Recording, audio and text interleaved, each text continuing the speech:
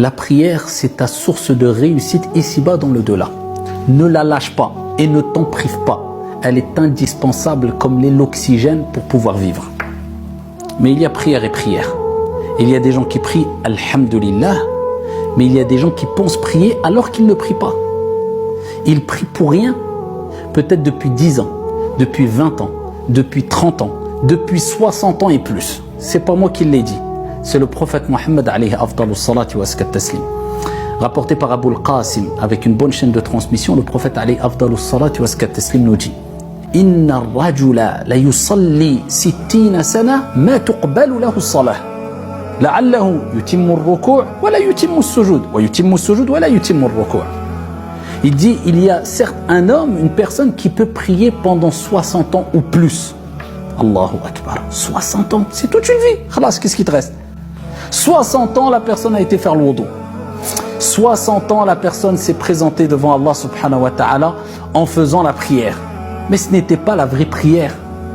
Il dit, certes, un homme peut prier pendant 60 ans, alors que aucune prière ne sera acceptée de lui. Même pas une. Donc la situation est grave. C'est un sujet extrêmement important. Alors que même pas une prière est acceptée. Pourquoi? Il faut savoir que dans la prière, il y a des obligations. Il y a des choses qui sont fortement recommandées, moins recommandées, etc. Mais les obligations, on dit, si tu veux, les piliers de la prière, on ne joue pas avec. D'où l'importance d'apprendre notre religion et apprendre à accomplir correctement la prière. Et les cours sur cela, c'est pas ça qui manque. Et il donne l'exemple de celui dont la prière va être rejetée, même peut-être pendant 60 ans. Il prie, peut-être qu'il va compléter l'inclinaison, ar-ruku', quand on est debout, on dit Allahu Akbar. Il complète, mais il ne va pas compléter la prosternation à sujoud. Ou alors, il va compléter sujoud, mais il ne va pas compléter l'inclinaison. Ainsi de suite. Il parle de quoi? Ce qui fait partie des actes obligatoires dans la prière, c'est at-tuma'nina, c'est de garder un temps de pause, de sorte que les os reprennent leur place. Tranquillement, calme-toi, ne te précipite pas parce que tu as d'autres affaires après la prière. Et sache une chose, ce pourquoi tu te précipites dans la prière ne pourra être réalisé que si tu prends ton temps dans la prière. Allahu Akbar. La réussite dans ta vie dépend de la réussite de ta prière. Allahu Akbar. L'apaisement et la sérénité dans ta vie dépend de l'apaisement et la sérénité que tu auras eu dans ta prière. Allahu Akbar.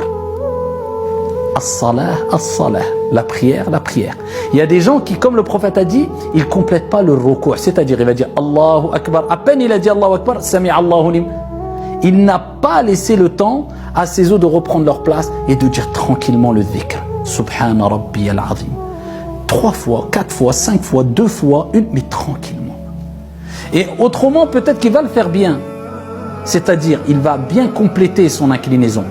Mais pas sa prosternation. Quand il se prosterne, Allahu Akbar, Allahu Akbar, tout de suite il se relève. Ce n'est pas la prière.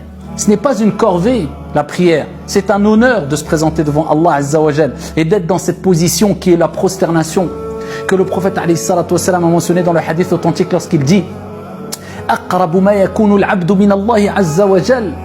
Le moment où la personne est le plus proche d'Allah subhanahu wa ta'ala, c'est quand il est prosterné. Akthiru du'a. Augmenter les invocations.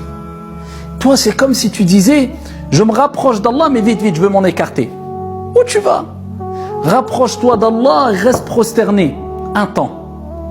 Tranquillement, je ne te dis pas de rester 1 heure, car même moi, je ne le fais pas, et loin de là. Mais un temps qui prouve qu'il y a eu un certain apaisement, une certaine pause, où tu dis Subhana Rabbi al-A'la, où tu invoques ton Seigneur Tabaraka wa Ta'ala, tu es proche d'Allah Azza wa Jal, tu te concentres, tu médites, tu fais le vide dans ton esprit. Certains vont suivre des cours de yoga, certains vont suivre parce qu'ils ont besoin de ces moments de pause avant d'affronter le stress de cette vie et autres pour pouvoir surmonter les épreuves. Nous, on a salah, la prière, mais la vraie prière, as-salah, as-salah.